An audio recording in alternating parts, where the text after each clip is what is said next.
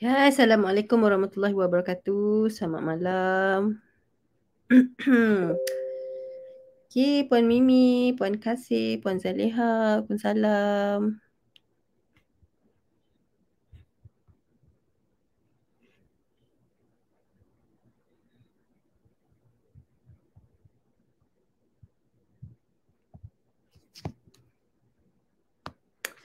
Okey.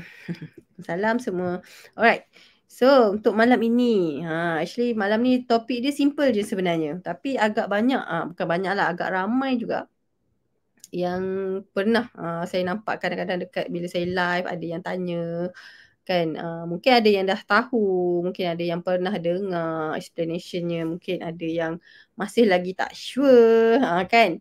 So, just sedikit saya panggil discussion lah kan, discussion ataupun apa yang berlaku, sebab sekarang ni kan kita tak boleh nak lari lah daripada gadget, daripada skrin. Dia skrin, orang panggil screen time. So, adakah screen time ataupun gadget ini boleh membuatkan anak mengalami masalah lambat bercakap? Okay. So, adakah dia salah satu faktor ataupun punca kenapa anak jadi anak mengalami masalah lambat bercakap? Apa yang berlaku, sebenarnya kita kena tengok sebenarnya apa yang berlaku bila anak tadi terlebih gadget. Maksud saya terlebih tau. Perkataan yang saya akan gunakan adalah terlebih. Terlebih. Terkurang tak apa, terlebih masalah. Okey. So, apa yang berlaku? Apa yang berlaku menyebabkan anak jadi lambat bercakap kalau ada kes-kes yang maksudnya ada kes-kes yang terlebih screen time. Terlebih screen time. So, first kali kita kena faham tau. Kita kena faham sebenarnya dalam proses anak yang nak bercakap tu, kan, dalam proses anak nak bercakap sebenarnya apa kemahiran ataupun apa kemahiran yang dia kena dapat dulu sebelum dia nak belajar bercakap. Yang tu yang kita nak kena faham. Okay, sebenarnya apa yang akan berlaku. So, kalau kita boleh elak daripada benda tu berlaku, then sebenarnya dia bukanlah nak kata anak tu bila tengok je skrin terus jadi delay. Tak adalah macam tu tau. Dia bukannya bila tengok je phone, tengok je gadget terus automatik menyebabkan gadget tadi tu terus masuk ke otak dia dan jadi delay. Bukan macam tu. Dia bukan macam tu. Okay, so kita nak tengok apa yang berlaku sebenarnya. Dan kalau katalah benda tu kita boleh overcome ataupun bukan kita kata okey bila tak bagi gadget ni anak akan tak delay. Tak juga. Ada je ramai juga yang saya jumpa yang kata memang tak bagi gadget. Memang TV pun tengok gitu-gitu je lah. Tak adalah nak kata sepanjang masa dengan TV tapi still ada delay juga. Kan. So kita nak tengok sebenarnya apakah yang kalau dengan gadget ni apakah kemahiran yang akan terganggu kalau kita tak kawal. Yang tu saya nak explain malam ni. Kalau kita tak kawal dan kalau kita tak betul-betul bagi rasakan secukupnya. Okay. Sebenarnya tipulah kalau kita nak kata susah. Bukan tipu, dia sangat susah sebenarnya kalau kita nak kata okey lah memang free gadget, free TV, free screen time untuk semua anak-anak. Kalau ikut WHO memang dia kata sebenarnya kalau bawah 2 tahun memang sepatutnya tak ada screen time. Tu WHO punya measurement. Okay, WHO dia keluarkan, dia kata kalau untuk anak bawah 2 tahun sebenarnya tak perlu ada screen time. Screen time tu maksudnya anything yang berskrin lah. TV, gadget, anything lah. iPad ke, tab ke, sebarang bentuk skrin. TV tu pun skrin, kita punya phone pun skrin. Ya, kan kalau WHO memang itu dia punya faktanya. Fakta yang dikeluarkan. Tapi kalau kita tengoklah keadaan semasa, keadaan semasa, memang sangat susah sebenarnya kan. Susah kan? Siapa rasa susah nak elakkan benda tu? Siapa rasa susah? Tapi nanti saya explain sebenarnya what happen. Dan dia ada cara sebenarnya, ada benda yang kita kena bagi pada anak tu walaupun ada screen time, kita still masih boleh bagi kemahiran yang dia patut dapat. Dan kalau anak tu dapat kemahiran yang dia patut dapat, kalau dia tengok TV pun tak apalah. Kan. So maksudnya macam tu. Alright, siapa kat sini rasa susah untuk elakkan ataupun memang boleh free screen katanya. Ada yang boleh. Saya percaya ada yang boleh. Ada yang buat. Dia tak bagi langsung terus stop gadget everything. Boleh buat. Tapi saya sendiri mengaku sangat susah. Saya sendiri pun tak boleh halang anak saya daripada tengok TV. Tak adalah, saya bukan sampai ke tahap no screen at all, tak. Saya tak macam tu. Saya mengaku saya tak macam tu.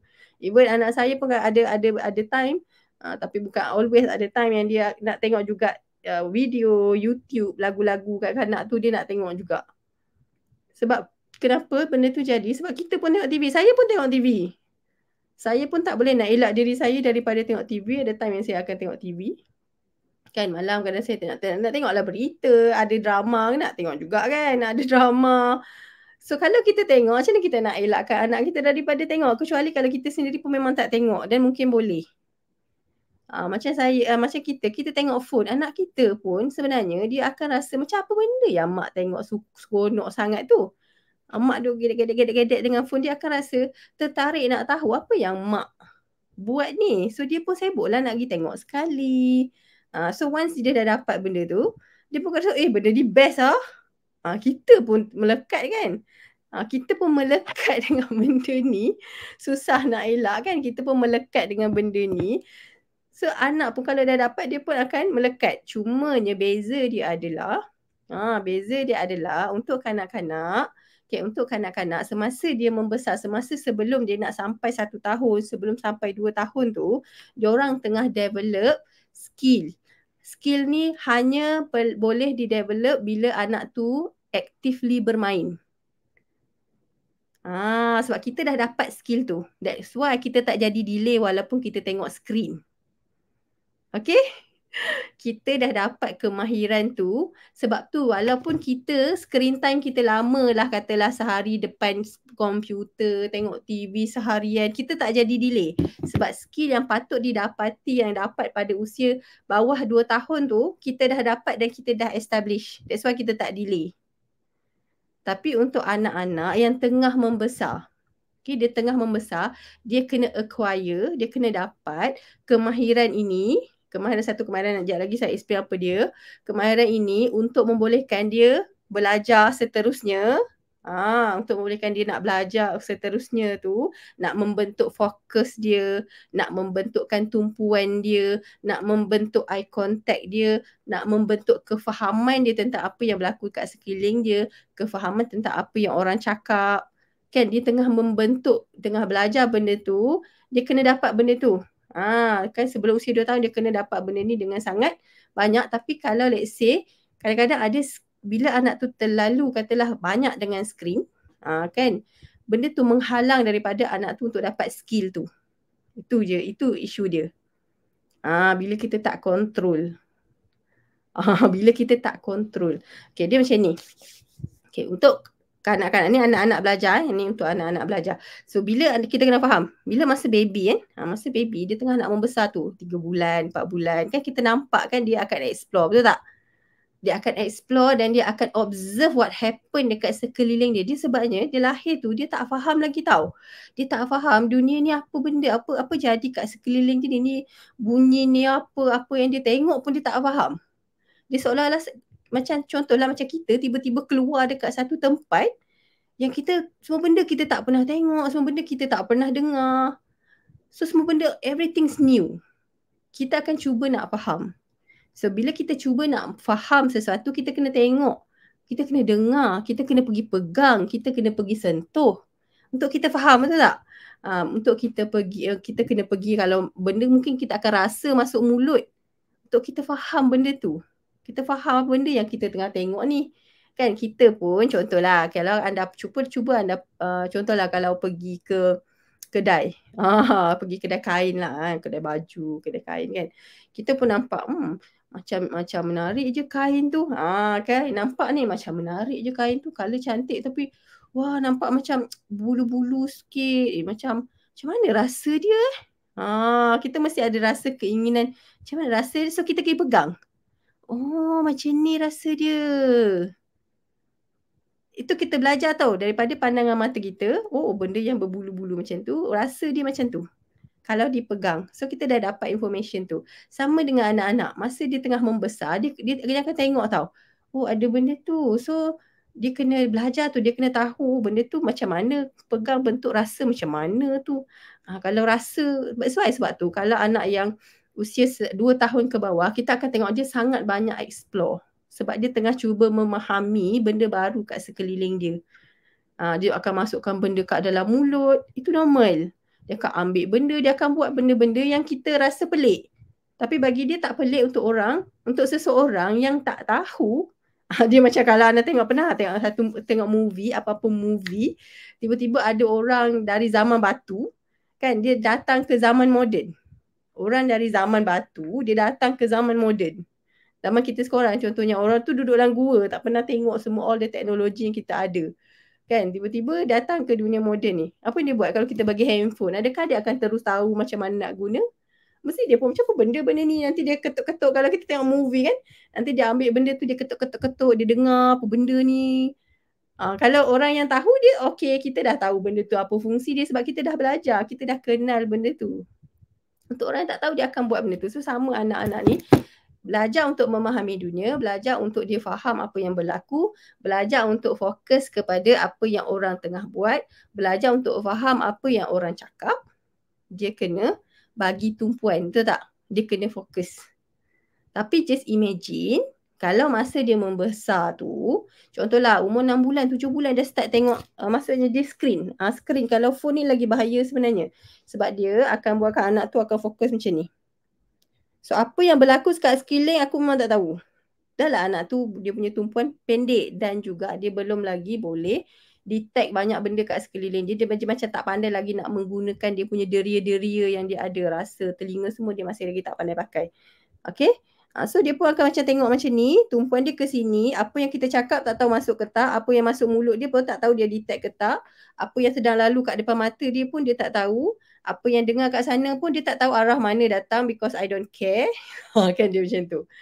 So macam mana dia nak belajar benda tu? So that's why kalau kita nampak anak yang kalau pendedahan gadget dia terlalu awal, kan masa kecil sebelum setahun dan sangat banyak maksud saya dia berlebihan tu kira macam sampai ke tahap anak tu kurang main dengan orang lain, kurang bermain dengan benda-benda permainan yang fizikal, kurang buat benda tu. Tapi most of the time, kebanyakan masa sedar dia dihabiskan dengan skrin. Itu berlebihan. Okay. Kalau lah kata anak masih, dia ada juga anak-anak yang tengok skrin tapi tak delay. Tapi kita kena tengok berapa lama dia tengok skrin, family dia macam mana. So kita tak boleh nak cakap bila anak tengok skrin ni akan terus delay. Dia tak macam tu. Dia bukan sebab akan ada nanti, sebab dulu pernah ada parents juga cakap anak saya skrin juga. Bila kita kata bila screen time berlebihan ni dia akan membuatkan anak tu kurang rangsangan semua. Okay, dan ada parents yang tak setuju sebab dia kata anak dia tengok skrin juga tapi tak delay pun. Saya tanya environment dia macam mana? Environment setiap anak memang dia tengok skrin tapi mungkin environment dia berbeza. Mungkin ada anak yang dia tengok TV, dia tengok juga phone tapi family dia ni mungkin adik-beradik dia ramai, dia ada time yang dia orang tengok phone pun dia tengok sama-sama. Abang kakak akan bersembang tentang apa yang dia orang tengok. So dia dapat input bahasa daripada situ. And then mungkin ada time yang juga walaupun dia ada skrin tapi dia ada time yang dia main, explore, main kat luar, aktif main dengan adik-beradik lain ke contohnya.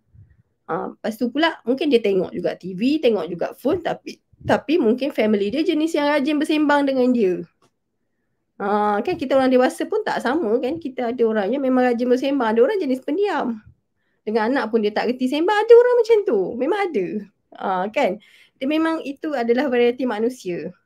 So disebabkan variety tadi ni, jadi anak-anak yang kita tengok walaupun dia dengan skrin, dia akan membuatkan ada setengah anak yang dengan skrin dia akan okey je, ada anak dengan skrin berlebihan dia akan delay disebabkan kurang input.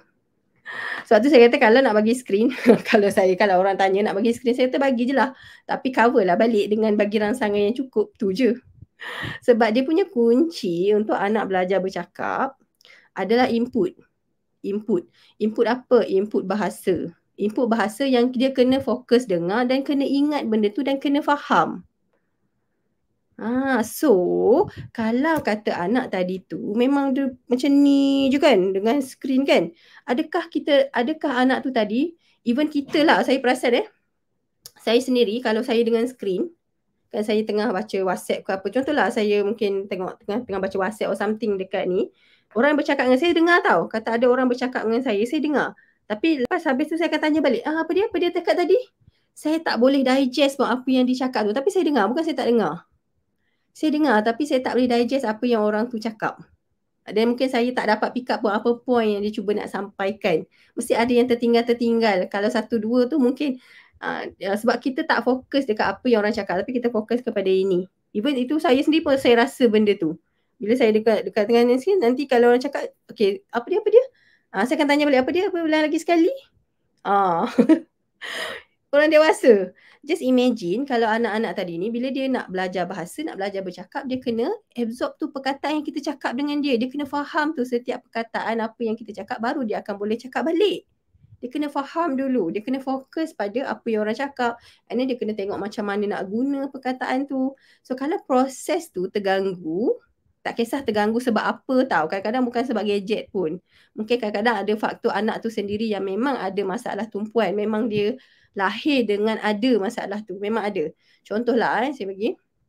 Kata anak yang lahir memang ada ADHD. ADHD ni adalah Attention Deficit Hyperactive Disorder. Maksudnya dia memang ada masalah tumpuan, ada masalah fokus dan dia memang hyperaktif.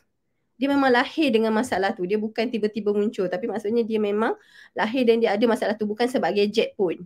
So, disebabkan dia tak boleh nak fokus tadi ni, kan dia susah nak fokus, susah nak dengar kita cakap apa sebab because of dia selalu moving around, dia tak boleh nak tengok pun, dia tak boleh nak fokus pada apa yang orang cakap, jadi kefahaman dia terganggu. Dia susah nak faham apa yang orang cakap, dia susah nak dapat apa input yang kita bagi. So, dia akan lambatlah bercakap, delay tu. Dia macam seolah-olah cubalah.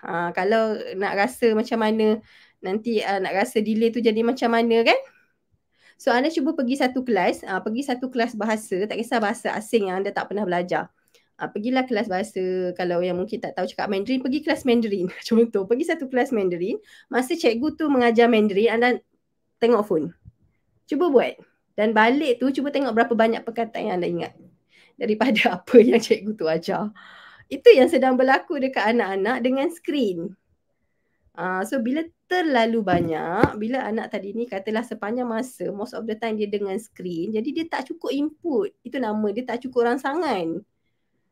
Bukan setakat rangsangan bahasa, dia akan ada masalah, dia nak memahami sekeliling tu. Dia tak boleh nak fokus, okay kalau ada bunyi tu, bunyi apa dia tak faham, sebab dia tak observe pun.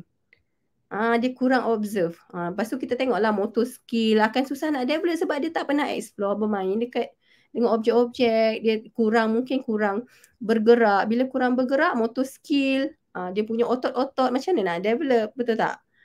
So bila benda-benda tu terganggu, menyebabkan kita akan nampak banyak nanti masalah timbul. Susah nanti tangan dia lemah, otot tak kuat. Kenapa? Sebab tak praktis, tak guna. Otot kan kena guna baru dia kuat. So that's why saya kata, dia bukanlah kita nak kata gadget ni, saya kata gadget ni kalau parents tanya saya lah kan, gadget ni boleh sebabkan anak delay kan. Saya kata bergantung kepada macam mana kita bagi benda tu ke anak. Dia bukan 100% sebab benda tu. Dia bergantung kepada orang yang bagi tu. So kalau kita bagi benda tu pada anak, kan, kalau kita bagi benda tu kepada anak untuk mendiamkan dia, untuk kita suruh dia diam, jangan main, jangan sepah-sepah, jangan. Tak perlu nak aktif bergerak sana sini, duduk diam. Itu masalah dia. Sebab anak akan berangsang banyak deria dia, which is satu rangsangan yang sangat perlu untuk semua deria yang ada kat badan ni, untuk anak tu menjadi fokus, menjadi lebih develop dengan lebih baik. Okay. So, maksudnya kita kena bagi balik rangsangan tu. Let's say lah kalau hari ni dah 1 jam tengok phone, nanti bawa lah pergi playground, dapatkan balik rangsangan tu. Dia macam tu. Maksudnya as long as kita bagi rangsangan yang cukup, nak tengok phone, tengoklah. Itu je saya kata. Tapi jangan sampai dia tengok phone sampai tak dapat rangsangan. Itu yang masalah dia. Contoh, kalau anak tu tengok TV, Anak ada tengok phone, tapi ada masa yang kita duduk main dengan dia, bersembang dengan dia. Ada masa yang kita buka buku, tengok sama-sama. Ada masa yang kita ke dapur, tengok main apa tu, dia join kita masak, kita pun bercerita masak tu, masak ni. Kita bercakap dengan dia, berbual dengan anak tu tadi. Then, okey lah, rangsangan bahasa tu dapat juga walaupun dia tengok TV. Yes, thank you. Siapa pun, ya, balancekan balik. Jangan sampai satu phone tu je lah sepanjang masa. Itu masalah dia. You kena balancekan balik. Bagi rangsangan tu kena keep bagi. Kena bagi. Rangsangan bahasa kena bagi. Rangsangan bahasa tu kena dari manusia tau. Kalau dengan ni dia takkan belajar bahasa.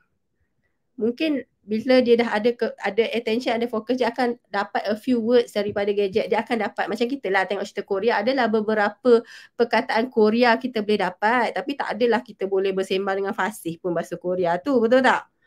Ada words yang kita akan dapat daripada TV yang kita tengok bahasa dululah zaman kecil-kecil suka tengok cerita Cina yang pukul 7 kungfu tu. Kan? So adalah perkataan-perkataan yang Cantonese ke Mandarin tu kan, yang cerita dapatlah beberapa patah, tapi sikit tu je lah. Tapi kalau jumpa orang Chinese, tak adalah saya boleh bersembang dalam bahasa Mandarin pun. Kan, adalah sikit-sikit. So sama dengan anak ni tadi. So mungkin ada beberapa perkataan yang dia akan pick up daripada TV ataupun skrin dia tengok, tapi jangan depends on the screen untuk teach language. Dia bukan untuk teach language, benda tu untuk entertainment je. Macam kita tengok TV lah, bukan kita belajar bahasa pun. It's more on entertainment. Tapi kita akan pick up a few words. So maksudnya balancekan balik. Rangsangan kena bagi. Walaupun kata you bagi dia tengok skrin, dia tengok hari ni okey lah, dia tengok hari ni tengok TV jap, sebab mungkin ada time kita nak buat kerja sikit ke apa, okey tengok TV. Tapi nanti kejap lagi petang mungkin bawa dia pergi playground, main sama-sama dia, dapatkan balik all the rangsangan untuk dia pada badan dia tadi ni, kuatkan balik untuk dia kuatkan balik otot-otot dia. Macam kita lah, kita pergi gym bukanlah sepanjang hari, betul tak? Kalau kita nak exercise kan, nak kuatkan otot, nak kempiskan perut, tak adalah pergi gym tu sepanjang hari. Kan? Tapi dia ada time yang anak perlu dapat rangsangan tu. Ada time. And then ada time yang dia kena belajar berkomunikasi. Ada time, contoh time makan. Time makan, kita nak ajar dia tentang makanan, kita nak ajar dia untuk merasa makanan. Jadi dia tak boleh ada distraction dekat situ.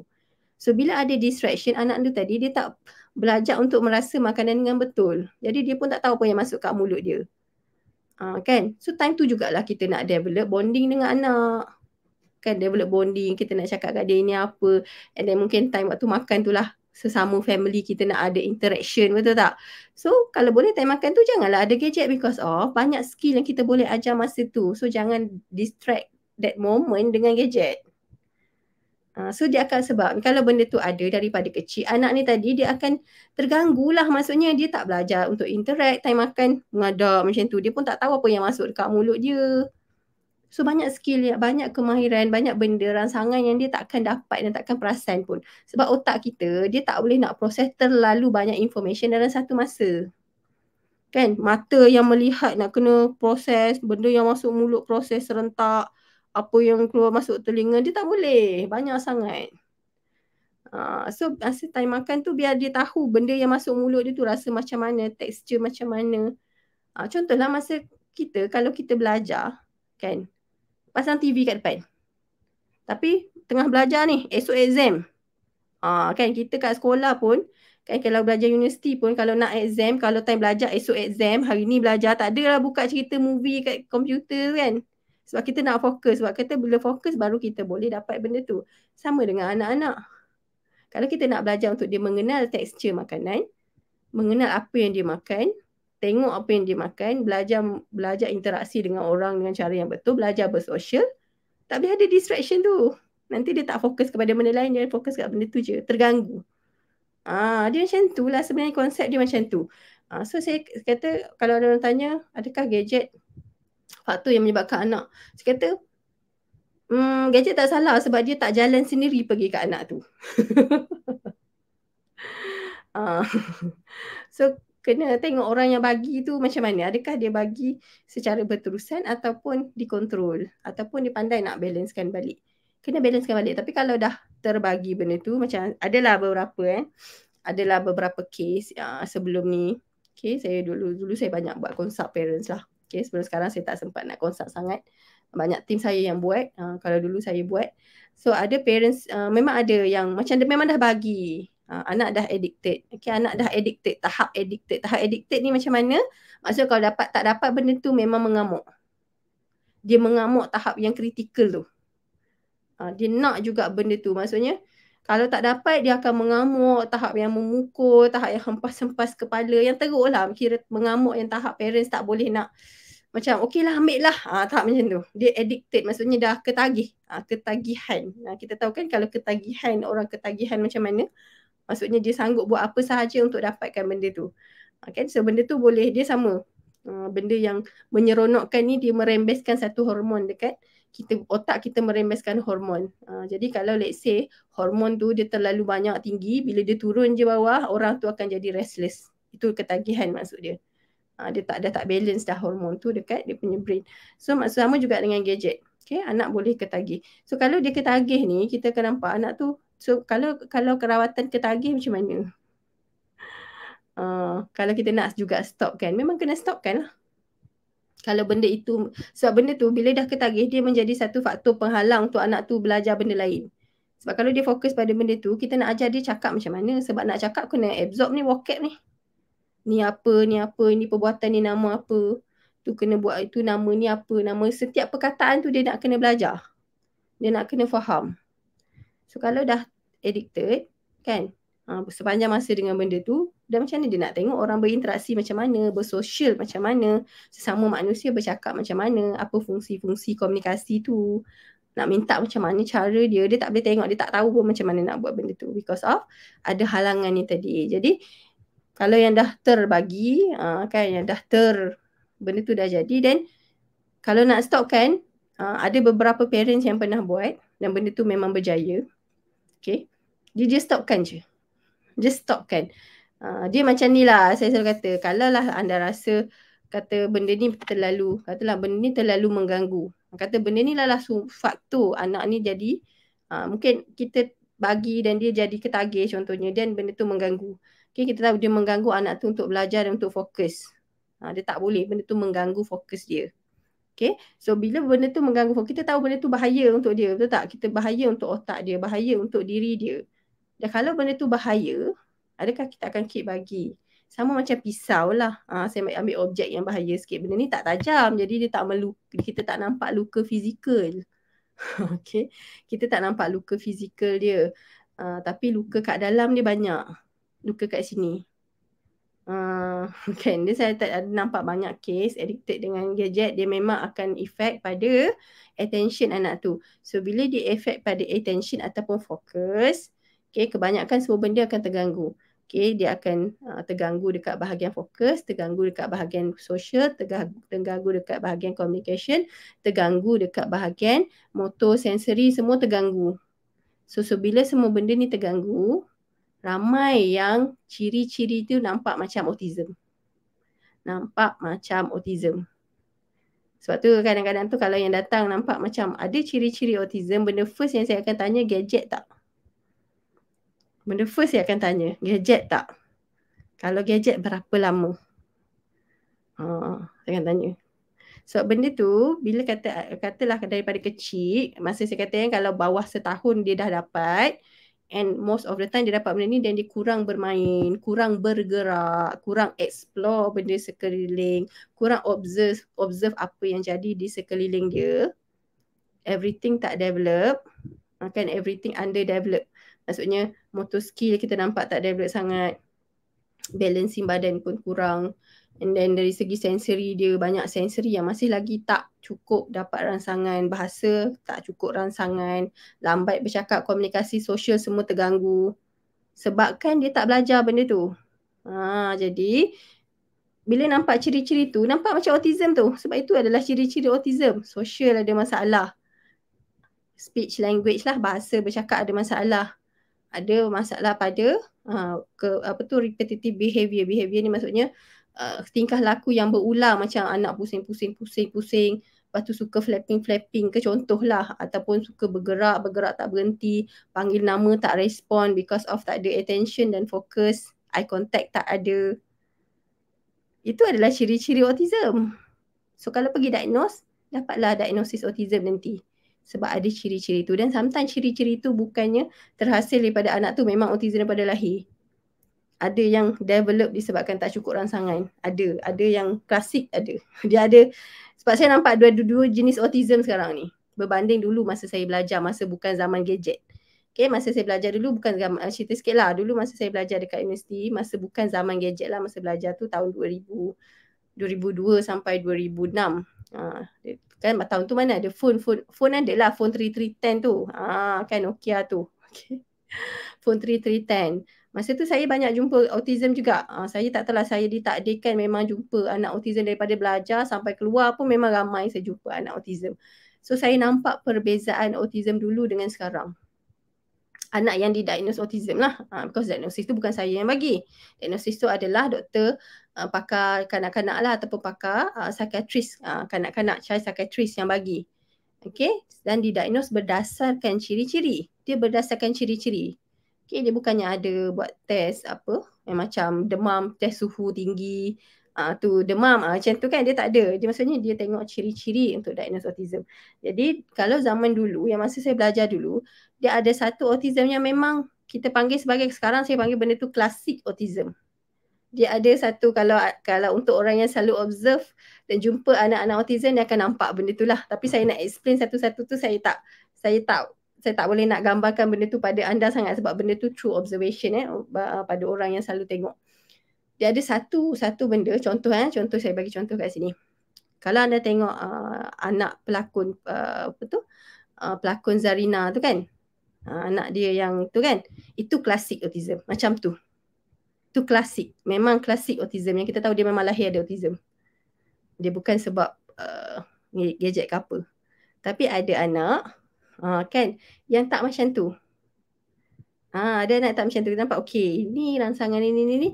Bila check balik masa kecil, okey, dia memang gadget daripada kecil. So kalau anak yang macam tu, cuba bagi rangsangan balik. Bagi balik rangsangan yang dia tertinggal tu, dan kita akan nampak semua ciri-ciri tu akan start berkurang. Dia berkurang tau. Dia tak ada klasik punya ciri-ciri tu. Kan, so kalau kita tengok anak Zarina Zainuddin kan, pelakon tu, yang seorang tu, dua-dua lah sebenarnya memang klasik. Itu ciri-ciri klasik yang memang kita tahu dia memang autism. Tapi ada ramai anak-anak sekarang tak ada pun macam tu sangat. Dia just nampak lebih kepada kurang rangsangan. Sebab tu kalau anak dengan datang dengan diagnosis autism pun, benda first saya akan tanya, gadget tak? Especially yang berusia 2-3 tahun, yang zaman gadget ni lah, zaman gadget tengah naik ni kan.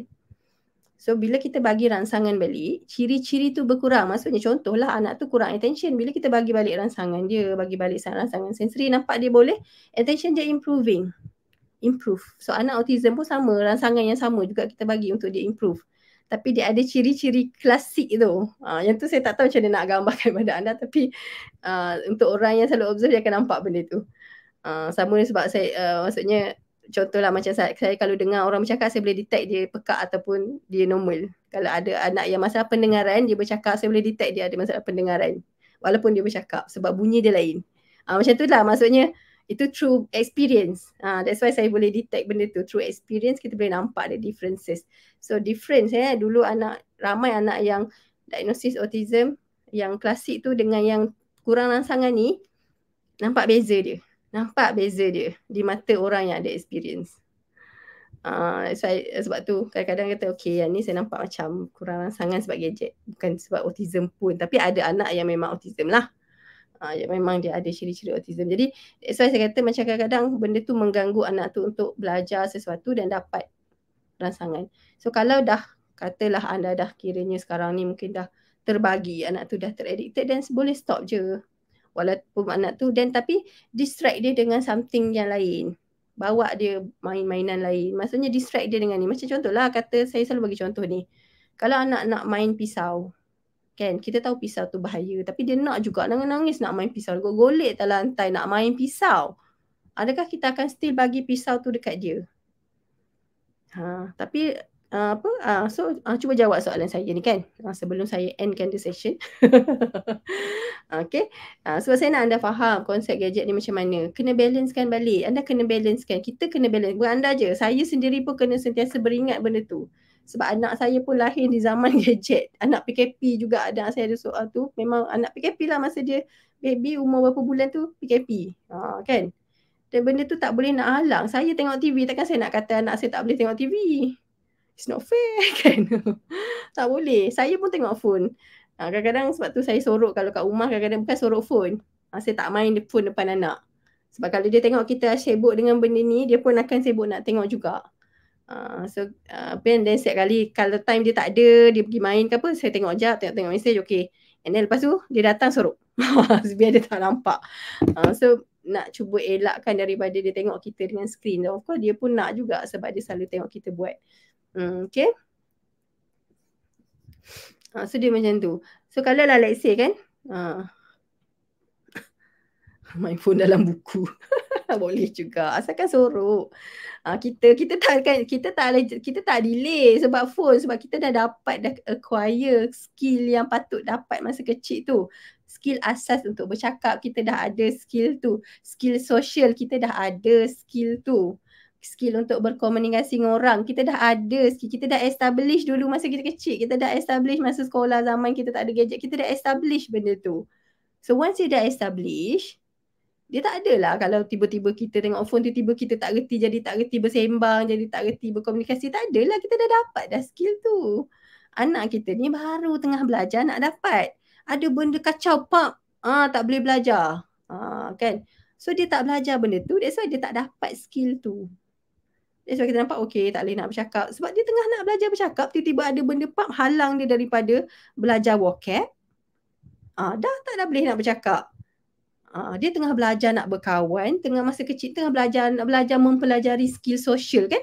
Tengah belajar nak berkawan, macam mana nak handle dengan kawan-kawan, macam mana cara nak main, macam mana cara nak interact dengan orang lain. Ada benda kacau, okay, tak payah main dengan orang, tengok ni je. Macam mana dia nak dapat skill berkawan, dia bersosial tu? Sebab dia baru nak belajar. That's why benda tu jadi penghalang dia untuk belajar skill. Dia tak jadi penghalang sebab kita dah dapat. Dia nak halang apanya, dia macam tu. Okay, konsep dia. So, kalau kata nak bagi tengok TV, nak bagi tengok phone, balancekan balik. Make sure dia dapat belajar bahasa tadi, bagi dia faham perkataan, tunjukkan kat dia. Make sure dia tengok juga alam sekeliling ni, what happen, macam mana orang bercakap sesama sendiri. Dia kena tengok, dia kena observe. Macam mana kita bersembang dengan orang lain, dia kena observe. Dan benda dari situ dia akan belajar, itu cara dia nak bersembang dengan orang. Sebab kita kan kadang kita sembang dengan orang lain, dia tengok. So daripada situ dia belajar lah, macam tu cara bersembang. Walaupun dia tak involve, tapi dia tengok, observe. Bayangkan kalau anak tu sepanjang masa macam ni, dia tak tengok pun macam mana cara kita berinteraksi. Dia tak tengok pun cara-cara kita manusia ni macam mana kita ni kan. Jadi dia tak belajar benda tu. Kan, sebab fokus dia tu diganggu oleh sesuatu, dia tak aware dengan sekeliling dia. So make sure benda-benda kalau anda rasa penting untuk dia belajar, ajar dia jangan ada gadget masa tu. Tu je. Time yang nak tengok TV, tengoklah. Time ada time yang mungkin okay hari ni okay lah, bagilah nak tengok lagu Didi and Friends jap. Okay, tengok sama-sama, nyanyi sama-sama, tengok sama-sama dengan dia. That's it. Lepas tu nanti buat aktiviti ataupun ada aktiviti yang dah main dengan dia, sama-sama interaksi kena ada. Sebab nak ajar bahasa, nak ajar dia bersosial. Ada aktiviti yang dia kena bermain secara fizikal, nak kuatkan otot dia, nak kuatkan balik dia punya sendi-sendi otot semua, badan dia semua, menyihatkan badan. Main kat playground, main aktiviti yang aktif, macam tu. Okay, balancekan balik. Bukanlah kan jahat sangat lah kalau saya kata. Memang tak boleh. Gadget ni memang tak boleh. Memang semua bahaya. Dia bahaya kalau cara tu, kalau kita tak tahu sebenarnya benda tu menghalang anak tu daripada belajar skill apa. Kalau kan kita tahu skill apa nak ajar, sebenarnya lebih mudah. Tapi tu kena belajar lain lah, skill apa nak ajar tu. Okay. Dia ada skill-skill yang kita tahu, okay, benda ni kena ajar, benda ni kena ajar. So walaupun kita bagi gadget dekat dia, walaupun dia tengok TV, dan kita tahu apa benda yang kita nak supaya anak tu kena dapat juga. Dia macam tu. Alright. Okay, dapat sesuatu dari sharing saya hari ni? Nak limitkan ke itu sebenarnya terpulang. Saya tak adalah nak kata okey kena bagi sejam je. Kan kalau ikut WHO yes, dia ada limit masa dia. Kalau anda betul-betul nak ikut WHO lah, tapi saya rasa susah nak ikut. Kan? Kalau kata rasa-rasanya nak ikut WHO, bawah 2 tahun tak ada skrin. Okey, itu kalau ikut WHO. Kan atas 2 tahun, screen time biasa 2 ke 4 tahun setengah jam je. Setengah jam sahaja. Setengah jam macam saya tengok movie pun 2 jam lebih. Kan? Macam itulah lebih kurang kan. So kena pandai-pandai. Kita kena pandai-pandai manage benda tu. Kena pandai-pandai. Pandai-pandai bahagikan masa kita dengan anak tu juga. Dan jangan biarkan dia hanyut dengan gadget tu sepanjang masa. Because benda tu yang akan mengganggu dia untuk belajar skill-skill tu. Skill penting. Especially bawah 2 tahun. Okay, so kalau anak, that's why kalau kata ada anak anda yang mungkin katalah dah 6 tahun, mungkin masa dia membesar tu umur dia 4 tahun, 5 tahun dia dah dapat skill, masa tu gadget baru tengah naik. Saya tak ingat lah berapa tahun lepas gadget 10 tahun lepas ke macam tu kot kan. Phone ni kira jadi macam satu benda yang kita macam ada skrin semua ni. Kalau zaman 3310 tu tak ada skrin macam ni kan. Tak ada, boleh ada internet semua tak ada. Kan, so zaman-zaman tu kalau anak tu dah develop skill, that's why kalau dapat gadget pun dia takkan hilang bercakap dia tu. Tapi zaman yang membesar dengan gadget ni yang kita nak kena tengok sebab benda tu menghalang dia daripada dapat skill, menghalang anak tu daripada explore, menghalang anak tu daripada bermain, actively bermain, menghalang daripada anak tu daripada fokus pada apa yang dia dengar dan dapat input bahasa untuk dia ingat, untuk dia faham. So banyak benda tu yang membuatkan kita nak anak tu jadi delay lah. Okay.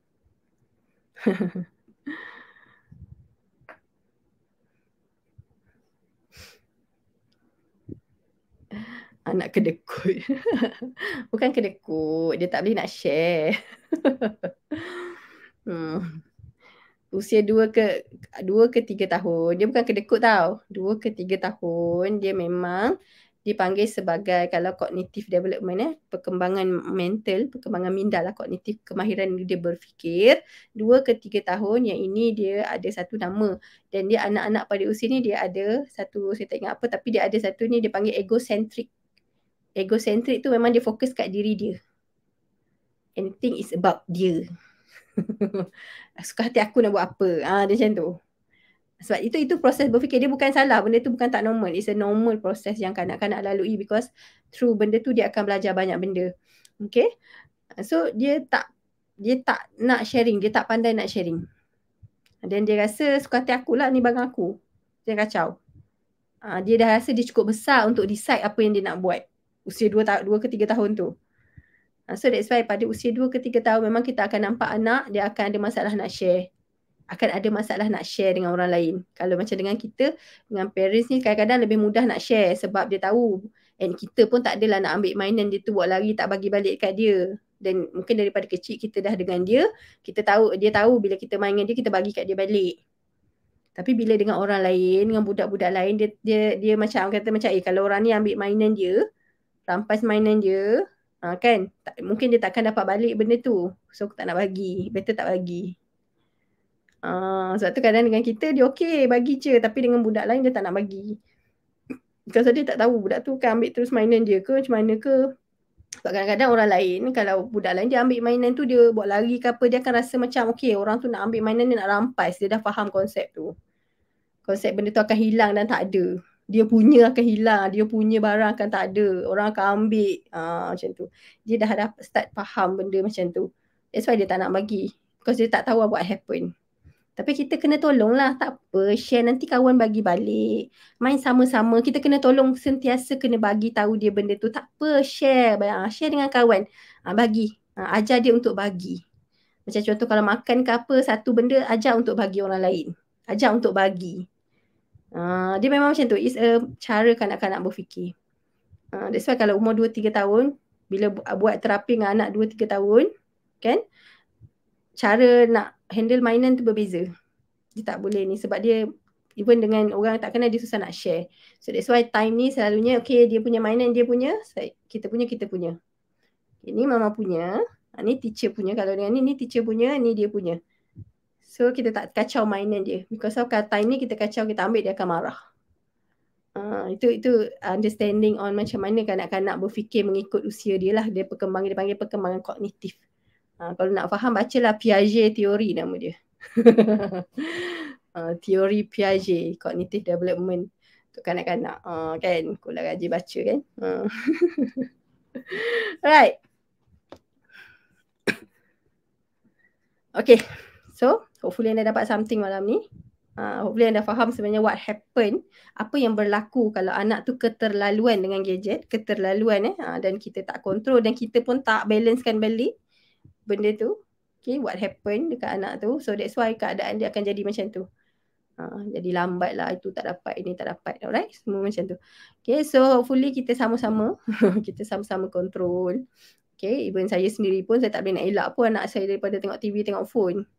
Tapi because of mungkin saya ada ilmu tu, that's why saya tahu apa benda saya nak kena ajar, apa benda yang penting untuk dia tahu. Walaupun tengok TV, tapi saya ajar juga skill-skill yang dia patut tahu. Kan, push diri untuk dia dapat that skill. Tapi itu juga saya pun kalau boleh saya nak ajar anda untuk anda tahu skill apa yang anda patut ajar. Walaupun kata bagi TV ke apa, benda tu is okay, sebenarnya bagi je lah. Tapi make sure rangsangan yang dia patut dapat, skill yang dia patut dapat untuk dia develop well, kan, develop well, apa yang patut develop semasa usia di bawah 5 tahun. Apa skill yang patut develop masa bawah 5 tahun. Kalau kita tahu skill tu, dan tak ada masalah pun. Kita boleh ajar benda tu because of kita dah tahu. Right, so saya rasa ada masa dan peluang untuk ajar anda benda tu. Right. Okay, so itu saja dari saya. Thank you so much pada yang join. Dan mungkin agak boring sikit malam ni perbincangan je. Okay, sebab tak ada teknik-teknik. Kan. Sometimes it's not about teknik sangat lah kan. Kadang-kadang hidup kita ni tak adalah everything kena ada teknik, tak juga. Everything, anak kita tak ada manual. Dia tak ada manual. So that's why teknik pun dia tak adalah really ada manual, satu manual macam mana nak ajar. Kan, it's more on common sense. Kan, it's more on kadang-kadang common sense, benda tu is more on common sense. Alright. Okay, itu saja dari saya. Thank you so much pada yang join, yang komen-komen, memeriahkan. Selamat bercuti, selamat berhujung minggu. Malam ni tak ramai sangat, mungkin dah ramai yang bercuti kan. Cuti sekolah mungkin ramai yang pergi holiday. Saya tak pergi holiday lagi. Okay. Alright, so selamat bercuti pada yang bercuti. Pada yang bekerja, selamat bekerja. Selamat malam dan Assalamualaikum. Bye.